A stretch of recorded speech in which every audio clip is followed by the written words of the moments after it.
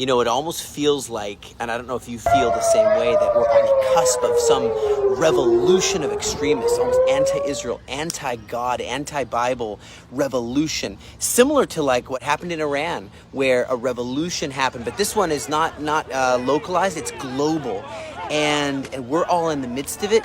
It's almost like, was it wrong? Was it wrong that the League of Nations, the whole world voted in the League of Nations that there would be a homeland for the Jewish people? Okay, well then the Holocaust happened. And then after the Holocaust, you have the United Nations voting that there would be a homeland for the Jewish people. The whole world ratified in San Remo, all the world powers, including Japan. And you had all the major world powers, including the Arabs, agreeing that there would be a homeland for the Jewish people. Is it wrong that the Bible says 700 times that God will gather the Jewish people? Like Jeremiah 31, verse 10, gather the Jewish people to the promised land. Is it wrong that there's an Aliyah Return Center, the charity I run, to help them, give them a place to stay and take care of them? Is that wrong? It's almost like the very principles of the Word of God that free world is based off of are coming into question. And it's just it feels like the enemy of the promise of restoration of Israel. It's like here and yes, and more Aliyah Return Center locations throughout the land of Israel, throughout the world.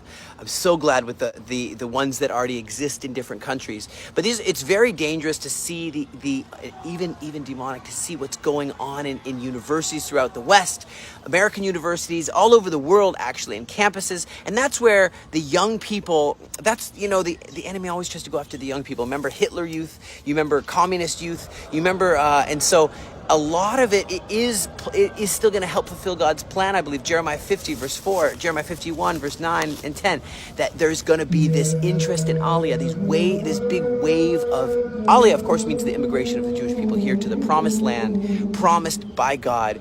And yet, but the enemy wants war. You remember that we didn't start this war, and that we're in the swords of iron right now. But I just was thinking about the United States and allies of Israel. And I think about the wars that have been ratified by the U.S. Congress in the history. 1788, there was a power given to Congress to declare war. And there's a total of 11 times across 5 different conflicts that the Congress of the United States declared war. Of course, Israel's been in lots of wars. Wars in 1948, 1967, 1973, and so on and so on. But it's interesting to see our ally, greatest ally, one of our greatest allies, the United States, declared war in June 17, 1812 on Great Britain, and said that was the U.S. Maritime Rights War. And there was a second declaration in 1846, which was the Mexican-American War over land, which had to do with Texas and California. And then you have in 1898 was the Spain and America had a war, and concerning the sinking of the USS Maine.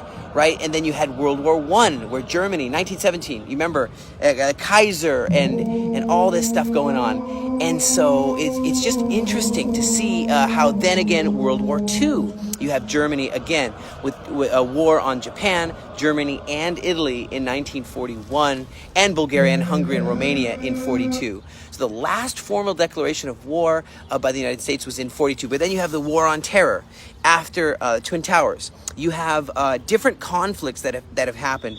And I look now and I just say, with all these nations involved right now, are we looking at a world war, or will this all blow over?